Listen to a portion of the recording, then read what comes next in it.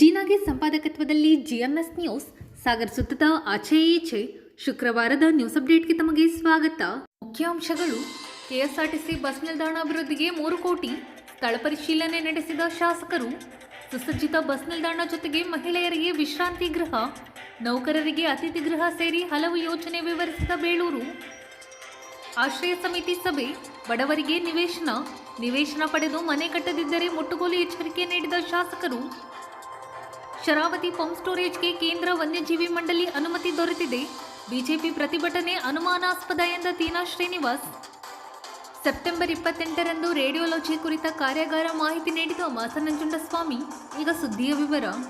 ಸಾಗರ ಸರ್ಕಾರಿ ಬಸ್ ನಿಲ್ದಾಣವನ್ನು 3 ಕೋಟಿ ರೂಪಾಯಿ ವೆಚ್ಚದಲ್ಲಿ ಅಭಿವೃದ್ಧಿಪಡಿಸಲಾಗುತ್ತಿದ್ದು, ಡೆಲ್ಟಾ ಯೋಜನೆಯಡಿ 1 ಕೋಟಿ ರೂಪಾಯಿ ಹಾಗೂ ಮುಖ್ಯಮಂತ್ರಿಗಳ ವಿಶೇಷ ಅನುದಾನ 2 ಕೋಟಿ ರೂಪಾಯಿ ಮಂಜೂರಾಗಿದ್ದು, ಕಾಮಗಾರಿ ಸದ್ಯದಲ್ಲೇ ಪ್ರಾರಂಭಗೊಳ್ಳುತ್ತಿದೆ ಎಂದು ಶಾಸಕ ಹಾಗೂ ಅರಣ್ಯ ಕೈಗಾರಿಕಾ ಅಭಿವೃದ್ಧಿ ನಿಗಮದ ಅಧ್ಯಕ್ಷ ಗೋಪಾಲಕೃಷ್ಣ ಬೇಳೂರು ತಿಳಿಸಿದರು. ಸಾಗರದ ಕೆಎಸ್ಆರ್ಟಿಸಿ ಬಸ್ ನಿಲ್ದಾಣದಲ್ಲಿ ಶುಕ್ರವಾರ ವಿವಿಧ ಅಭಿವೃದ್ಧಿ ಕಾಮಗಾರಿಗಳ ಸ್ಥಳ ಪರಿಶೀಲನೆ ನಡೆಸಿ ಅವರು ಮಾತನಾಡುತ್ತಿದ್ದರು. ಈ ಸಂದರ್ಭದಲ್ಲಿ ಡಿಪೋ ಮ್ಯಾನೇಜರ್ ಬೀರದಾರ್, ಪೌರಾಯುಕ್ತ ಎಚ್.ಕೆ. ನಾಗಪ್ಪ, ಪ್ರಮುಖರಾದ ಗಣಪತಿ ಮಂಡಗಳಲ್ಲಿ, Madhumalathi, Suresh Babu, Kalase Chandrappa, D Dinesh, Mohan, V Shankar, Ramesh TP ಇನ್ನಿತರರು ಹಾಜರಿದ್ದರು. ಇಲ್ಲಿಂದ ಲೈಟಿಂಗ್ ಏನು ಎಂಡಿಂಗ್ ಆದ್ಮೇಲೆ ಅವ್ರ ಲೈಟಿಂಗ್ ಆ ಕಡೆ ಬಸ್ ಹಂಗ್ ಹೋಗ್ಬೇಕು, ಈ ಕಡೆ ಬಸ್ ಹಿಂಗ್ ಹೋಗ್ಬೇಕು, ಮಧ್ಯ ಕರೆಕ್ಟ್ ಲೈಟಿಂಗ್ ಕೊಡಿ, ಒಳ್ಳೆ ಶೋ ಬರ್ಲಿ. ಅದು ಇದೆಲ್ಲ ಅಲ್ಲಿ ಗಿಡಗಳ ನೆಡಕ್ಕೆ ಮಾಡಿ, ಆ ಮಧ್ಯ ಲೈಟಿಂಗ್ ಮಧ್ಯದಲ್ಲಿ ಗಿಡ ಹಾಕಂಗೆ ಮಾಡಿ, ಆ ತರ ಮಾಡ್ಬೇಕು. ನಮ್ಮ ಈ ಒಂದು ಬಸ್ ಸ್ಟ್ಯಾಂಡಿಗೆ ಡೆಲ್ಟ್ ಅಲ್ಲ, ಡೆಲ್ಟ್ ಇಂದ 1 ಕೋಟಿ, 2 ಕೋಟಿ ಡೆಲ್ಟ್ ಇಂದ 1 ಕೋಟಿ ಮತ್ತು ಸ್ಪೆಷಲ್ ನಮ್ಮ ಮುಖ್ಯಮಂತ್ರಿಗಳ ಅನುದಾನದಲ್ಲಿ 2 ಕೋಟಿ, ಹತ್ತತ್ರ 3 ಕೋಟಿ ರೂಪಾಯಿ ಹಾಕಿಬಿಟ್ಟು ನೂತನವಾದಂತ ಒಂದು ಮಾದರಿಯ ಬಸ್ ಸ್ಟ್ಯಾಂಡ್ ಅನ್ನ ಮತ್ತೆ ಮಾಡಬೇಕಂತ ನಾವು ತೀರ್ಮಾನ ಮಾಡಿದ್ದೀವಿ. ಅದಕ್ಕೆ ಸೀಟ್ ಎಲ್ಲ ಹೋಗ್ಬಿಟ್ಟಿದೆ, ಹಳೆದೆಲ್ಲ ಸೀಟ್ ಎಲ್ಲ ಹೋಗಿದೆ. ಮೇಲ್ಚಾವಣಿಯ ನೂತನ ಸೀಟುಗಳನ್ನು ಅಳವಡಿಸೋದು, ಆಮೇಲೆ ಈ ಕಟ್ಟಡಕ್ಕೆ ಗ್ರಾನೈಟ್ ಮತ್ತು ವೆಟ್ರಿಫೈಡ್ ನೆಲಹಾಸುಗಳು ಅಳವಡಿಸೋದು, ಮತ್ತೆ ಇಲ್ಲಿ 8 ಬಸ್ ಮಾತ್ರ ನಿಲ್ಸಕ್ಕೆ ಅವಕಾಶ ಇದೆ. ಈಗ 11 ಬಸ್ ಹತ್ರ ನಿಲ್ಸಕ್ಕೆ ಮತ್ತೆ ಎಕ್ಸ್ಟ್ರಾ ಮಾಡ್ತಾ ಇರೋದು. ಅದ್ರ ಜೊತೆಗೆ ಪ್ರಯಾಣಿಕರಿಗೆ ಉತ್ತಮವಾದಂತ ಮಾದರಿಯ ಶೌಚಾಲಯ ಕೊಡಬೇಕು. ಆಮೇಲೆ ಪ್ರಯಾಣಿಕರಿಗೆ ಕುಡಿಯೋ ನೀರಿಗಾಗಿ ಪ್ರತಿ ಗಂಟೆಗೆ 500 ಲೀಟರ್ ಹೋಗುವಂತ ಶುದ್ಧ ಕುಡಿಯೋ ನೀರಿನ ದೊಡ್ಡ ಘಟಕವನ್ನು ಮಾಡುವಂತದ್ದು. ಅದ್ರ ಜೊತೆಗೆ ಬಸ್ಗಳ ಕಾರ್ಯಾಚರಣೆಗೆ ಅನುಕೂಲವಾಗುವಂತೆ ಪಾರ್ಕಿಂಗ್ ವ್ಯವಸ್ಥೆ 24 ಅಡಿಯನ್ನ ಮತ್ತೆ ಪಾರ್ಕಿಂಗ್ಗೆ ಟರ್ನ್ ಮಾಡಕ್ಕೆ ಮತ್ತೆ ಅವ್ರಿಗೆ ಇಡ್ಲಿಕ್ಕೆ ಮತ್ತೆ ಎಕ್ಸ್ಟ್ರಾ ಮುಂದಕ್ಕೆ ತಗೊಳ್ತಾ ಇದೀವಿ, ಕಾಂಕ್ರೀಟ್ ಮಾಡ್ತಾ ಇದ್ದೀವಿ. ಆಮೇಲೆ ನಮ್ಮ ಕ್ಯಾಂಟೀನು ಸಹ ಒಳ್ಳೆಯ ಇವತ್ತಿನ ಮಾದರಿಯ ಕ್ಯಾಂಟೀನ್ ಆಗ್ಬೇಕು ಅನ್ನೋದು ಅದಿದೆ, ಅದನ್ನು ಮಾಡ್ತಾ ಇದ್ದೀವಿ. ಆಮೇಲೆ ರಾತ್ರಿ ತಂಗುವ ನೌಕರರಿಗೆ ಮತ್ತು ಡ್ರೈವರ್ಗಳಿಗೆ ವಿಶ್ರಾಂತಿಯ ಒಂದು ಕೊಠಡಿಯನ್ನು ಸಹ ಮಾಡ್ಬೇಕಂತ ಇದ್ದೀವಿ. ಮಹಿಳೆಯರಿಗಾಗಿ ಮತ್ತು ರಾತ್ರಿ ಉಳಿಯೋದು ಯಾರು ಇದ್ರೆ ಅವರಿಗೂ ಒಂದು ವಿಶ್ರಾಂತಿಯ ಒಂದು ಕೊಠಡಿ ಕೊಡಬೇಕು ಅನ್ನೋದು ಇದರಲ್ಲಿ ಒಂದು ಇಟ್ಕೊಂಡಿದ್ದೀವಿ. ಅದ್ರ ಜೊತೆಗೆ ಒಂದು ಒಳ್ಳೆಯ ಅಗಲ ಏನಿದು ವೈಡ್ನಿಂಗ್ ಮಾಡಿಬಿಟ್ಟು ಒಂದು ಒಳ್ಳೆ ಲೈಟಿಂಗ್ ಕೊಡಬೇಕು ಅಂತ. ಅಂದ್ರೆ ಬಸ್ ಸ್ಟ್ಯಾಂಡ್ ಅಂದ್ರೆ ಗೊತ್ತಾಗಬೇಕೋ ರೀತಿಯಲ್ಲಿ ನಾವು ಒಂದು ಮಾದರಿಯಾದಂತ ಬಸ್ ಸ್ಟ್ಯಾಂಡ್ ಮಾಡ್ಲಿಕ್ಕೆ ಅವಕಾಶ ಕೊಟ್ಟಿದ್ದೀನಿ. ಅದಕ್ಕಾಗಿ ಇವತ್ತು ಬಂದು ನೋಡಿದ್ದೀನಿ. ರಮೇಶ್ ಅವರು ಎಲ್ಲರೂ ತೋರಿಸಿದ್ದಾರೆ ಈ ತರ ಆಗ್ಬೇಕು. ಮತ್ತೆ ಕೆಎಸ್ಆರ್ಟಿಸಿ ಅವರು ಬಂದಿದ್ದಾರೆ, ನಾಗಪ್ಪ ಅವರು ಬಂದಿದ್ದಾರೆ. ಮತ್ತೆ ಇಲ್ಲೊಂದಿಷ್ಟು ಚರಂಡಿಗಳು ಇದಾಗಿ ನೀರು ಆ ಕಡೆ ಪಾಸ್ ಆಗ್ತದೆ ಇದ್ರದ್ದು, ಅದಕ್ಕೂ ಸಹ ಸಂಪರ್ಕ ಕಲ್ಪಿಸಬೇಕು ರೀತಿಯಲ್ಲಿ. ಅದಕ್ಕೆ ನಾಗಪ್ಪ ಅವರನ್ನ ಮತ್ತೆ ಇವ್ರನ್ನ ಇಬ್ರು ಕರೆದು 2 ಜನ ಸೇರಿ ಅದು ಮಾಡ್ಲಿಕ್ಕೆ ವ್ಯವಸ್ಥೆಯನ್ನ ಮಾಡ್ಬೇಕಂತ ತೀರ್ಮಾನ ಮಾಡಿದ್ವಿ. ಅಂದ್ರೆ ಬಹಳ ಒಂದು ಸುಂದರವಾದಂತ ಒಂದು ಬಸ್ ಸ್ಟ್ಯಾಂಡ್ ಮಾಡ್ಬೇಕು ಅನ್ನೋ ನಮ್ಮೊಂದು ಕನಸಿದೆ. ಯಾಕಂದ್ರೆ ವರ್ಷ ಬಹಳ ಜನ ಬರ್ತಾರೆ ಸಿಗಂದೂರಿಗೆ, ಅಲ್ಲಿಗೆ ಇಲ್ಲಿ ಎಲ್ಲ ಬರ್ತಾ ಇದ್ದಾರೆ. ಅದರಿಂದ ಒಳ್ಳೆ ರೀತಿಯಲ್ಲಿ ಆಗ್ಬೇಕು ಅನ್ನೋದು ನಮ್ಮ ಹೆಸರು. ಹಿಂದೆ ಹೊಸ ಬಸ್ ಸ್ಟ್ಯಾಂಡ್ ಅನ್ನು ನಾನೇ ಕೊಟ್ಟಿದ್ದೆ, ನೆನಪಿದೆಯಾ? ಹೊಸ ಬಸ್ ಸ್ಟ್ಯಾಂಡ್ ನಾನೇ ಕೊಟ್ಟಿದ್ದೆ. ಬಹಳ ಜನ ಇಲ್ಲಿ ಆಗ್ಬೇಕು ಅಂತ ಹೇಳಿದ್ರು, ಅಲ್ಲಿ ಆಗ್ಬೇಕು ಅಂತ ಹೇಳಿ 2 ಕಡೆ ಮಾಡಿದ್ರು. ನಮ್ಮ ಸುರೇಶ್ ಬಾಬು ಅವ್ರು ಇಲ್ಲೇ ಆಗ್ಬೇಕಂತ ಹೇಳಿದ್ರು. ಬಾಬಣ್ಣಗೆ ಹೇಳಿ, ಬಾಬಣ್ಣ ಇಲ್ಲಿ ಬೇಡ ಕಣ, ಇಲ್ಲಿ 2 ಜನ ಹೊಡೆದಾಡ್ಕೋತಾರೆ, ಈಚೆಗೆ ಪ್ರೈವೇಟ್ ಮತ್ತೆ ಬಸ್ ಸ್ಟ್ಯಾಂಡ್ ಚೆನ್ನಾಗಿರಲ್ಲ, ಕೂಗಾಡ್ಕೋತಾರೆ ಅವರು ಅಂತ ಹೇಳಿ ನಾನು ಆ ಕಡೆ ಹಾಕಿ ಮಾಡ್ಕೊಟ್ಟೆ. ಅದು ಒಳ್ಳೆ ಬಸ್ ಸ್ಟ್ಯಾಂಡ್ ಒಂದು ಮಾಡ್ಕೊಟ್ಟಿದ್ದೆ. ಆ ನಂತರ ಬಂದವ್ರು ನನಗೆ ಇರ್ಲಿಲ್ಲ, ನಾನು ಮಾಡ್ಕೊಟ್ಮೇಲೆ ಬೇರೆಯವ್ರು ಉದ್ಘಾಟನೆ ಮಾಡಿದ್ರು. ಕಲ್ಲು ಮಾತ್ರ ನಂದು ಇನ್ನೂ ಬಿದ್ದಿಲ್ಲ ಬಸ್ ಸ್ಟ್ಯಾಂಡ್ ಇಂದು. ನಾಗಪ್ಪ ಇನ್ನೂ ಹಾಕ್ತೀನಿ ಅಂತ ಹೇಳಿ ಅದನ್ನ ಹಂಗೆ ಇಟ್ಕೊಂಡಿದ್ದಾನೆ, ಅದು ಯಾವ ಹಾಕ್ತಾನೋ ಗೊತ್ತಿಲ್ಲ. ಕಲ್ಲು ಇದೆ ಸರ್ ಹಾಕಿಲ್ಲ ಅಂತಾನೆ. ಅಂದ್ರೆ ನೋಡಿ, ನಾನೇ ಉದ್ಘಾಟನೆ ಮಾಡಿ ನಾನೇ ಮಾಡಿದ್ದಕ್ಕೆ ಉದ್ಘಾಟನೆ ಕಲ್ಲಿಲ್ಲ. ಯಾರೋ ಬಂದು ಅದು ಇದು ಮಾಡೋದಕ್ಕೆ ಕಲ್ಲು ಹಾಕಿದ್ದಾರೆ ಅಲ್ಲಿ. ಅಂದ್ರೆ ಇರ್ಲಿ, ಅದು ಯಾವುದೋ ಇರ್ಲಿ, ಅದಕ್ಕೆಲ್ಲ ತಲೆ ಬಿಸಿ ಮಾಡ್ಕೊಳ್ಳಲ್ಲ. ಹಂಗಾಗಿ ಒಂದು ಮಾದರಿಯಾದಂತ ಬಸ್ ಸ್ಟ್ಯಾಂಡ್ ಮಾಡ್ಬೇಕು ಅನ್ನೋದು ನನ್ನ ಆಲೋಚನೆಯಲ್ಲಿ ಬಂದಿದೆ. ಅಂದ್ರೆ ಸಾಗರ ತಾಲೂಕಿನಲ್ಲಿ ಪ್ರವಾಸಿಗರು ಬರೋದ್ರಿಂದ ಒಳ್ಳೆ ರೀತಿಯಲ್ಲಿ ಬಸ್ ಸ್ಟ್ಯಾಂಡ್ ಇರಬೇಕು ಮತ್ತು ಒಳ್ಳೆ ರೀತಿಯ ಇದಾಗಬೇಕಂತ ಹೇಳಿದೆ. ಹಳೆ ಬಸ್ ಸ್ಟ್ಯಾಂಡ್ ನ ನಿಮ್ಗೆ ಗೊತ್ತಿದಂಗೆ ಅದು ಫುಡ್ ಕೋರ್ಟ್ ಆಗುತ್ತೆ. ಅದಕ್ಕೆ ಈಗಾಗಲೇ ಪೇಂಟಿಂಗು ಎಲ್ಲ ಹಾಕಿ ಹೊಡೆದು ಸೀಟ್ ಎಲ್ಲ ಚೇಂಜ್ ಮಾಡಿ ಕೆಳಗಡೆ ಫುಡ್ ಕೋರ್ಟ್ಗೆ 50 ಲಕ್ಷ ರೂಪಾಯಿ ಇಟ್ಟಿದ್ವಿ. ಸಾಲಲ್ಲ ಅಂದ್ರೆ ಇನ್ನೂ ದುಡ್ಡಿದೆ, ಕೊಡ್ತೀವಿ ನಾವು. ಅದರಿಂದ ವಿಶೇಷವಾಗಿ ಅದನ್ನು ಮಾಡ್ತಾ ಇದ್ವಿ.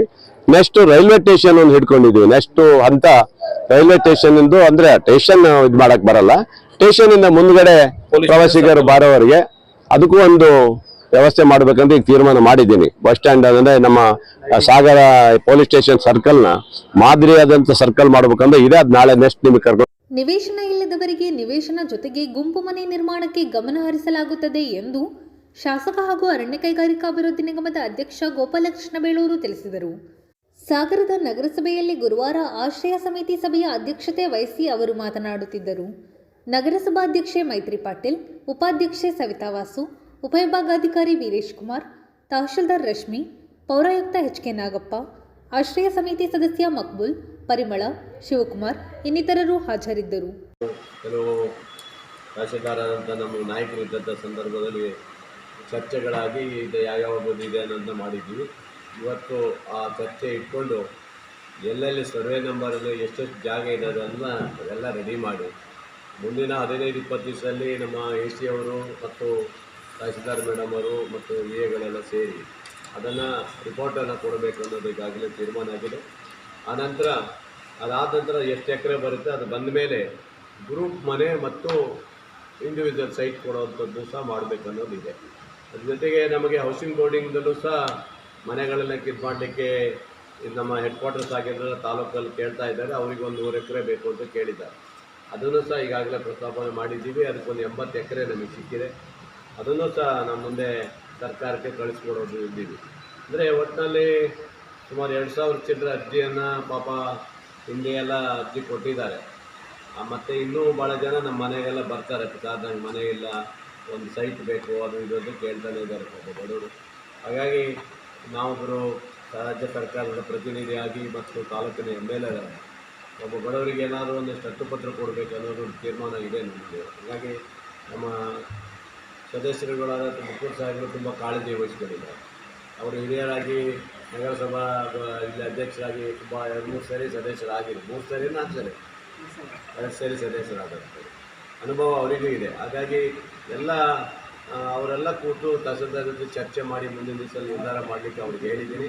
ಒಟ್ಟಿನಲ್ಲಿ ನಾವು ಈ ಸರಿ ಒಂದಿಷ್ಟು ಹಕ್ಕುಪತ್ರ ಕೊಡಬೇಕು ಅನ್ನೋದು ನಮಗೆ ತೀರ್ಮಾನ ನಾವು ಮಾಡ್ಕೊಂಡಿದ್ದೀವಿ. ಖಂಡಿತ ಕೊಡ್ತೀವಿ, ಕೊಡಲ್ಲ ಅಂತಿಲ್ಲ.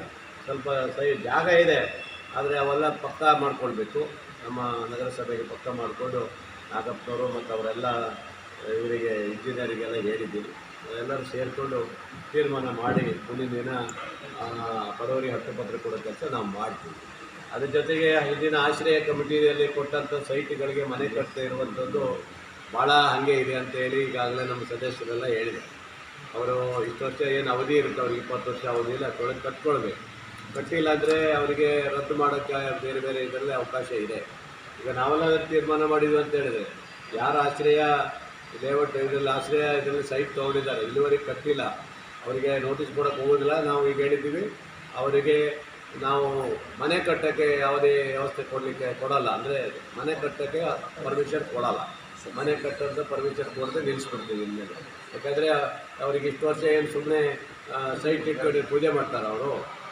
ಯಾವಾಗ ಏನು ಹೇಳಿದ್ರು ಅವರು, ನನಗೆ ಮನೆ ಕಟ್ಟಕ್ಕೆ ಬೇಕು, ನಾವು ಬಡವರಿದ್ದೀವಿ, ಆಶ್ರಯ ಸೈಟ್ ಬೇಕು ಅಂತ ಕೇಳ್ಯಾರೆ. ಈಗ ನೋಡಿದ್ರೆ ಅದು ಮನೆ ಕಟ್ತಾ ಹಾಗೆ 20 ವರ್ಷದಿಂದ ಇಟ್ಕೊಂಡಿದ್ದಾರೆ. ಅಂದರೆ ಅವ್ರು ಯಾರೋ ಶ್ರೀಮಂತರುಗಳು ಇದಾಗಿರ್ತಾರೆ, ಏನೋ ಸ್ವಲ್ಪ ಅನುಕೂಲ ಇಟ್ಕೊಂಡಿದ್ದು ಅವರು ಮಾರಕ್ಕೆ ಇಟ್ಕೊಂಡಿರ್ತಾರೆ. ಮುಂದೆ ಏನಾದರೂ ಒಳ್ಳೆಯ ರೇಟ್ ಬರಲಿ ಅನ್ನೋ ಇಟ್ಕೊಂಡಿರ್ಬೋದು. ಆದರೆ ಟೈಮ್ ಕೊಟ್ಟಿದ್ದಾರೆ, ಸರ್ಕಾರದ ಒಂದು ಇದಿದೆ, ಇಂಥ ಟೈಮ್ ಅಂತ ಇದೆ, 20 ವರ್ಷ ಅವಧಿ ಇದೆ. ಅದು ಮಾಡಿಲ್ಲ ಅಂದಾಗ ನಾವು ಅದು ಯೋಚನೆ ಮಾಡ್ತಾಯಿದ್ವಿ. ಶರಾವತಿ ಪಂಪ್ ಸ್ಟೋರೇಜ್ಗೆ ಕೇಂದ್ರ ವನ್ಯಜೀವಿ ವಿಭಾಗ ಅನುಮತಿ ನೀಡಿದೆ. ಕೇಂದ್ರ ಅರಣ್ಯ ಸಚಿವ ಭೂಪೇಂದ್ರ ಸಿಂಗ್ ಯಾದವ್ ನೇತೃತ್ವದಲ್ಲಿ ನಡೆದ ಸಭೆಯಲ್ಲಿ ಯೋಜನೆಗೆ ಅನುಮೋದನೆ ದೊರೆತಿದೆ ಎಂದು ಮಲೆನಾಡು ರೈತ ಸಂಘದ ಜಿಲ್ಲಾ ಸಂಚಾಲಕ ತೀನಾ ಶ್ರೀನಿವಾಸ್ ತಿಳಿಸಿದರು. ಸಾಗರದ ಕರ್ನಾಟಕ ಕಾರ್ಯನಿರತ ಪತ್ರಕರ್ತರ ಭವನದಲ್ಲಿ ಶುಕ್ರವಾರ ನಡೆದ ಸುದ್ದಿಗೋಷ್ಠಿಯಲ್ಲಿ ಅವರು ಮಾತನಾಡುತ್ತಿದ್ದರು. ಗೋಷ್ಠಿಯಲ್ಲಿ ಮಂಜುನಾಥ್, ಮಂಜಪ್ಪ, ಅಶೋಕ್ ಬಿಆರ್, ವೀರೇಂದ್ರ, ಕೃಷ್ಣಪ್ಪ, ರವಿಚಂದ್ರ ಇನ್ನಿತರರು ಹಾಜರಿದ್ದರು. ಸ್ವಾಗತ. ಕಳೆದ ಹಲವಾರು ದಿನಗಳಿಂದ ಶರಾವತಿ ಪಂಪ್ ಸ್ಟೋರೇಜ್ ಯೋಜನೆ ಬಗ್ಗೆ ಪ್ರಸ್ತಾಪ ಆಗ್ತಾ ಇದೆ. ಆಮೇಲೆ ಹಲವಾರು ಜನ ಅದನ್ನ ಪ್ರತಿಭಟನೆ ಮಾಡ್ತಿದ್ದಾರೆ. ಜೊತೆಗೆ ಸಾರ್ವಜನಿಕ ಅಹವಾಲನ್ನ ಇತ್ತೀಚೆಗೆ ಕರಿತಾ ಇದ್ದಾರೆ. ಆದರೆ ನಮ್ಮ ಕೇಂದ್ರ ಸರ್ಕಾರದ ಅರಣ್ಯ ಸಚಿವರು ಭೂಪೇಂದ್ರ ಸಿಂಗ್ ಯಾದವ್ ಅವರ ಅಧ್ಯಕ್ಷತೆಯಲ್ಲಿ ಇರ್ತಕ್ಕಂಥ ವನ್ಯಜೀವಿ ವಲಯ ಸೆಂಟ್ರಲ್ ಗವರ್ಮೆಂಟ್ ಇನ್ ವೈಲ್ಡ್ ಲೈಫ್ ಡಿವಿಷನ್, ಕೇಂದ್ರ ಸರ್ಕಾರದ ವೈಲ್ಡ್ ಲೈಫ್ ಡಿವಿಷನ್ ಇದಕ್ಕೆ ಅನುಮತಿ ಕೊಟ್ಟಿದೆ. ಅನುಮತಿ ಕೊಟ್ಟ ಮೇಲೆ ಸಾರ್ವಜನಿಕ ಅಹವಾಲನ್ನ ಕರೀತಾ ಇದ್ದಾರೆ. ಲೋಕಸಭಾ ಸದಸ್ಯರು ಒಂದ್ ತಿಂಗಳಿಂದ ಇದನ್ನ ನಾನು ಜನ ವಿರೋಧಿ ಇದ್ರ ವಿರುದ್ಧ ಹೋರಾಟ ಮಾಡ್ತೀನಿ ಅಂತ ಹೇಳಿಕೆ ಕೊಟ್ರು. ಆದ್ರೆ ಇವತ್ತು ಆ ಹೇಳಿಕೆ ಕೊಡ್ಲಿಕ್ಕೆ ಅವರು ತಯಾರಿಲ್ಲ. ಕೆಲವು ಕಾರ್ಯಕರ್ತರು ಅವರೆಲ್ಲ ಇದ್ರ ಬಗ್ಗೆ ಹೋರಾಟ ಮಾಡ್ತಿದ್ದಾರೆ.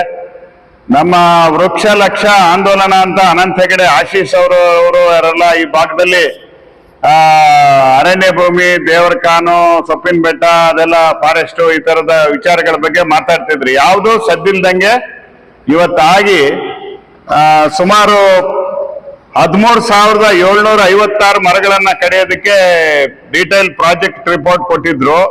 ಅದರಲ್ಲಿ 12,000 ಮರ ಕಡಿಯೋದಕ್ಕೆ ವನ್ಯಜೀವಿ ವಲಯ ಕೇಂದ್ರ ಸರ್ಕಾರದ್ದು ಅನುಮತಿ ಕೊಟ್ಟಿದೆ.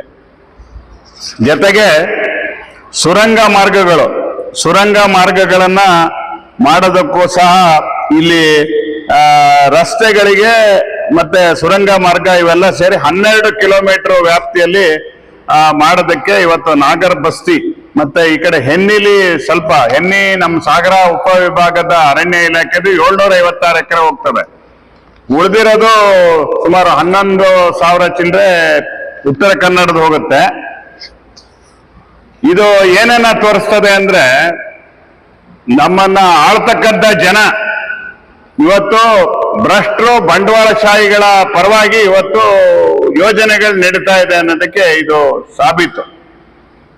ಇವತ್ತು 1959ರಿಂದ 64ರವರೆಗೆ ಲಿಂಗನಮಕ್ಕಿ ಡ್ಯಾಮಿಗೆ ಭೂಮಿ ಕೊಟ್ಟವರಿಗೆ 9,600 ಎಕರೆ ಮಂಜೂರಾಗಿತ್ತು, ಬಿಡುಗಡೆ ಆಗಿತ್ತು. ಅರಣ್ಯ ಇಲಾಖೆನೆ ಬಿಡುಗಡೆ ಮಾಡಿತ್ತು. ಯಾವಾಗ ಅರಣ್ಯ ಕಾಯ್ದೆ ಬರಕ್ಕಿಂತ ಮುಂಚೆ 1953ರಲ್ಲಿ ಅರಣ್ಯ ಕಾಯ್ದೆ ಬಂದಿದ್ದು, 59ರಲ್ಲಿ ಅದು ಜಾರಿಗೆ ಬಂದಿದ್ದು.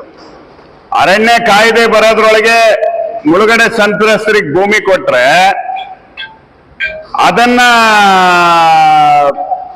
ಕಂದಾಯ ಇಲಾಖೆಗೆ ಡಿನೋಟಿಫಿಕೇಶನ್ ಮಾಡಿದ್ರೆ ನ್ಯಾಯಾಲಯ ವಜಾ ಮಾಡ್ತು, ಕೇಂದ್ರ ಸರ್ಕಾರದ ಅನುಮತಿ ಬೇಕು ಅಂತ. ಕೇಂದ್ರ ಸರ್ಕಾರದವ್ರ ಹತ್ರ ಹೋದ್ರೆ ಅದಕ್ಕೆ ಸುಪ್ರೀಂ ಕೋರ್ಟಿನ ಅನುಮತಿ ಬೇಕು ಅಂದ್ರು.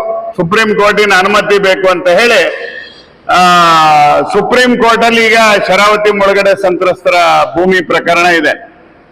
59ರಿಂದ 64ರಲ್ಲಿ ಕೇಂದ್ರ ಸರ್ಕಾರನೇ ಶರಾವತಿ ಮುಳುಗಡೆ ಸಂತ್ರಸ್ತರಿಗೆ ಅರಣ್ಯ ಜಮೀನನ್ನು 9,600 ಎಕರೆ ಬಿಡುಗಡೆ ಮಾಡಿದ್ದಕ್ಕೆ ಸುಪ್ರೀಂ ಕೋರ್ಟಿಗೆ ಹೋಗಿ ಅನ್ನ ಕೇಂದ್ರ ಸರ್ಕಾರ, ಇದು ಶರಾವತಿ ಕಣಿವೆಯಲ್ಲಿ ನಡೀತಕ್ಕಂಥ ಯೋಜನೆ. ಇದು ಶರಾವತಿ ಕಣಿವೆ ಬಹಳ ಭೀಕರವಾದ, ಬಲವಾದ, ದಟ್ಟ ಕಾಡಿನ ನಡುವೆ ವನ್ಯಜೀವಿ ವಲಯದಲ್ಲಿ ನಡೀತಾ ಇರ್ತಕ್ಕಂಥದ್ದು. ಇವತ್ತು ಈ ತರದ ಕೆಲಸವನ್ನು ಮಾಡ್ತಿದ್ದಾರೆ. ಈ ಇನ್ನೊಂದು ಪ್ರಕರಣದಲ್ಲಿ ಶಿವಮೊಗ್ಗದಲ್ಲಿ ಶೆಟ್ಟಿಹಳ್ಳಿ ಅಭಯಾರಣ್ಯದಲ್ಲಿ ಸುಮಾರು 3,000 ಎಕರೆಗಿಂತ ಹೆಚ್ಚು ಜಮೀನನ್ನ ಅಭಯಾರಣ್ಯದಿಂದ ಕೈಬಿಟ್ಟು, ಈಗಿರೋ ಅಭಯಾರಣ್ಯನ ಕೈಬಿಟ್ಟು ಇದನ್ನ ಗಾಜನೂರು, ಉಂಬಳೆಬೈಲ್ ಕಡೆ ಅದನ್ನ ಟ್ರಾನ್ಸ್ಫರ್ ಮಾಡ್ತಾ ಇದ್ದಾರೆ. ಕೇಂದ್ರ ಸರ್ಕಾರ ಒಂದ್ ರೀತಿಲಿ ಜನ ವಿರೋಧಿ ಕೆಲಸ ಮಾಡಿದ್ರೆ, ನಮ್ ಸಿದ್ದರಾಮಯ್ಯನವ್ರ ಮುಖ್ಯಮಂತ್ರಿಗಳಾಗಿ ಅಲ್ಲಿ ಏನ್ ನಮ್ ಸಾಗರ್ ರೋಡಲ್ಲೆಲ್ಲ ಕೆಲವ್ರದ್ದು ಪ್ರಾಪರ್ಟಿಗಳೆಲ್ಲ ಇದಾವಲ್ಲ ಬಸ್ ಸ್ಟ್ಯಾಂಡ್ ವರೆಗೆ, ಅವರಿಗೆ ಅನುಕೂಲ ಮಾಡ್ಕೊಡೋಕ್ಕೋಸ್ಕರ radiation protection and diagnostic radiology ಕುರಿತ ಒಂದು ದಿನದ ವೈಜ್ಞಾನಿಕ ಕಾರ್ಯಾಗಾರ ಸೆಪ್ಟೆಂಬರ್ 28ರಂದು ಬೆಳಗ್ಗೆ 9ರಿಂದ ಮಧ್ಯಾಹ್ನ 1ರವರೆಗೆ ಶೃಂಗೇರಿ ಶಂಕರಮಠದಲ್ಲಿ ನಡೆಯಲಿದೆ ಎಂದು ಆರೋಗ್ಯ ಇಲಾಖೆ ನೌಕರರ ಒಕ್ಕೂಟದ ಹಿರಿಯ ಸಲಹೆಗಾರ ಮಾಸ ನಂಜುಂಡಸ್ವಾಮಿ ತಿಳಿಸಿದರು. ಶುಕ್ರವಾರ ಸುದ್ದಿಗೋಷ್ಠಿಯಲ್ಲಿ ಅವರು ಮಾತನಾಡುತ್ತಿದ್ದರು. ಗೋಷ್ಠಿಯಲ್ಲಿ ರವಿ ಆರ್ಎನ್, ಸತೀಶ್ ಕುಮಾರ್, ರಾಜಶೇಖರ್ ಹೆಚ್ ಇನ್ನಿತರರು ಹಾಜರಿದ್ದರು. ನಮ್ಮ MRI ಸ್ಕ್ಯಾನಿಂಗು ಮತ್ತು ಎಕ್ಸ್ರೇ ಈ ಎಲ್ಲದರಲ್ಲೂ ಕೂಡ ಬಹಳ ವರ್ಷಗಳಿಂದ ಒಂದು ಕೆಲಸ ಮಾಡಿದ ಅನುಭವ ಇರತಕ್ಕಂತ ನಮ್ಮ ಸುರೇಶ್ ಟಿ ಅಂತೇಳಿ ಅವರು ನಮ್ಮ ಸರ್ಕಾರಿ ನೌಕರಲ್ಲೇ ಇದ್ದು ವಾಲಂಟಿಯರ್ ತಗೊಂಡು ಅವ್ರದ್ದೇ ಆದಂತಹ ಒಂದು ಬಹಳ ದೊಡ್ಡ ಸಂಸ್ಥೆಯನ್ನ ರಾಜ್ಯದ ಬೇರೆ ಬೇರೆ ಕಡೆ ನಡೆಸ್ತಾ ಇದ್ದಾರೆ. ಹಾಗಾಗಿ ಅವರು ಯುವಕರುಗಳಿಗೆ ಅವರು ಫಾರಿನ್ನಲ್ಲಿ ಇದ್ದು ಅಲ್ಲೂ ಕೂಡ ತರಬೇತಿ ಪಡೆದು ಬಂದಂತವರು. ಅವರು ಸುಮಾರು ಇಡೀ ರಾಜ್ಯದ ಬೇರೆ ಬೇರೆ ಮೂಲಗಳಿಂದ ಒಂದು 100 ಜನ ಅವತ್ತು ದಿವಸ ಎಕ್ಸ್ಪರ್ಟ್ಗಳು ಇಲ್ಲಿಗೆ ಬರ್ತಾ ಇದ್ದಾರೆ. ಒಂದು ಅಂದ್ರೆ ಈ ಕ್ಷೇತ್ರದಲ್ಲಿ ಮುಂದೆ ಆಗಬಹುದಾದಂತಹ ಬದಲಾವಣೆಗಳ ಬಗ್ಗೆ, ಏನೇನು ಆಗಬೇಕು ಅನ್ನೋದ್ರ ಬಗ್ಗೆ ಮತ್ತು ಸರ್ಕಾರಕ್ಕೆ ಈ ಬಗ್ಗೆ ಮನವಿಗಳನ್ನ ಕೊಡೋದ್ರ ಬಗ್ಗೆ ಮತ್ತು ಜನಕ್ಕೆ ಇನ್ನೂ ಹೇಗೆ ಒಳ್ಳೆಯ ರೀತಿಯಲ್ಲಿ ಗುಡ್ ರಿಸಲ್ಟ್ ಅನ್ನ ಕೊಡೋದ್ರ ಬಗ್ಗೆ ಚರ್ಚೆ ನಡೆಯುತ್ತೆ. ಇದು ಬಹುಶಃ ರಾಜ್ಯದಲ್ಲಿ ಒಂದು ತಾಲೂಕು ಮಟ್ಟದಲ್ಲಿ ಸಾಗರದಲ್ಲಿ ನಮ್ಮ ಎಲ್ಲ ಯುವಕರುಗಳು ಒಂದು ಪ್ರಾಮಾಣಿಕ ಪ್ರಯತ್ನ ಮಾಡಿ ಕೆಲಸವನ್ನು ಮಾಡ್ತಾ ಇದ್ದಾರೆ.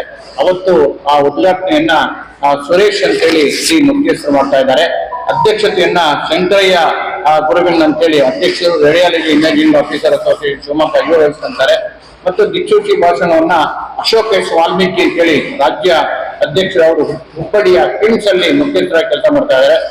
ಅಭಿನಂದನಾ ನುಡಿಯನ್ನ ಮಾಸ ನಂಜುಂಡಸ್ವಾಮಿ ಇದು ಮಾಡ್ತಾರೆ. ಮತ್ತೆ ಅಭಿನಂದಿಸುವವರು ಅಶ್ವಿನಿ ಕುಮಾರ್ ಅಂತೇಳಿ ನಮ್ಮ ಧರ್ಮಶಿವ ಶಂಕರ್ ಮಾಡ್ತಾರೆ. ಅವತ್ತು ಅಭಿನಂದನೆಯನ್ನು ಒಂದು 3 ಜನಕ್ಕೆ ಅಂದ್ರೆ ಈ ವಿಭಾಗದಲ್ಲಿ ಕೆಲಸ ಮಾಡುವಂತ 3 ಜನಕ್ಕೆ ಡಾಕ್ಟರ್ ಚಂದ್ರಶೇಖರ್ ಅಂತ ಹೇಳಿ HOD ರೇಡಿಯಾಲಜಿ ಮೆಗಾನ್ ಆಸ್ಪತ್ರೆಯವರು ಮತ್ತು ಕಿಶನ್ ಆರ್ ಭಾಗವತ್, ಬಹುಶಃ ನಿಮ್ಗೆಲ್ಲರೂ ಕೂಡ ಗೊತ್ತಿರಲಿ, MRI ಅನ್ನ ಬಹುಶಃ ಒಂದು ತಾಲೂಕು ಮಟ್ಟದಲ್ಲಿ ನಮ್ಮ ಭಾಗವತ್ ನರ್ಸಿಂಗ್ ಹೋಮ್ ಹಾಕಿದೆ. ಇವತ್ತು ನಾನು ಮೆಡಿಕಲ್ ಇದ್ರ ಬಗ್ಗೆ ನಾನು ಮಾತಾಡಲ್ಲ, ಆದ್ರೆ ಶಿವಮೊಗ್ಗಕ್ಕೆ ಹೋಗ್ಬೇಕಾಯ್ತು.